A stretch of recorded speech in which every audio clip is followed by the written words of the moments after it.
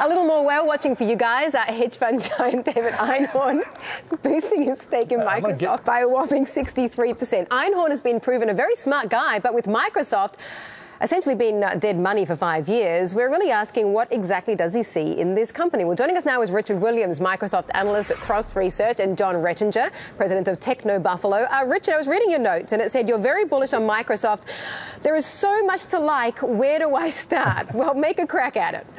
The nice thing about Microsoft is that you've got very strong cash flows and a solid three-quarter streak of beating expectations. But we look forward into the mobile space, and because of what's happening with Google and Android, we think it really adds a lot of value to the Windows Phone 7 franchise as we go into year end.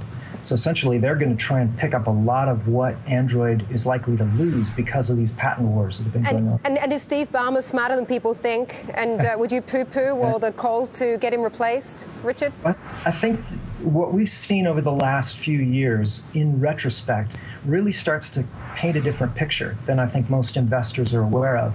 It looked as if Microsoft was mired and unable to move, but now when you look back and see how all of a sudden Microsoft went from being under the Department of Justice and EU antitrust commissions to suddenly now Google is under that lens with some Microsoft help behind the scenes. Same thing with search. I mean, Microsoft is the only company I'm aware of that was able to take a zero position in search, for example, that's a monopoly owned by Google, and grow it to 30%. Yeah, John, I hear what Richard is saying, and we've been talking to Richard for years, and I respect his position, but at the same point, listen, you know, we can make the same case every year for Microsoft. Lots of cash, #1 leader in, Office program, #1 leader in Windows.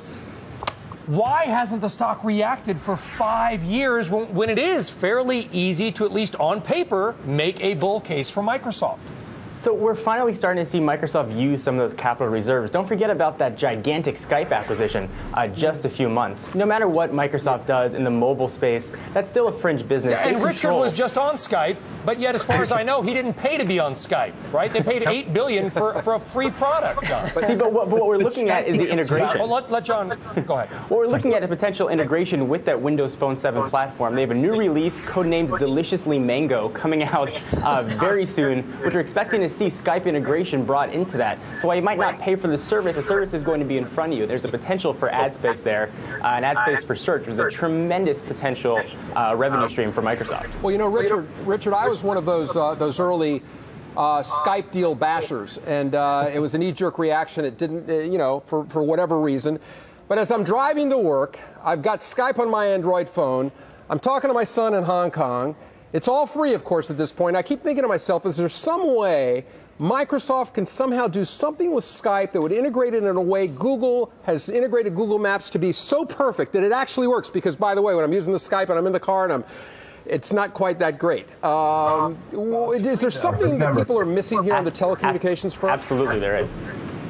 I would agree as well. I think that the fact that Facebook is free and they're generating multi-billion revenue numbers, and Google Search is free and they're producing tens of billions in revenues, I think it's just a function of monetizing it. And in the end, I look at Microsoft, Google as being search. It's a search war. And it's effectively Microsoft's trying to transition from its OS with the incredible gross margins into a new world. And Google's trying to fight back with maintaining its great gross margin on the search side by going into China and India, we think, as part of this Motorola deal. Okay, Richard and John, thank you very much for joining us. Thank you.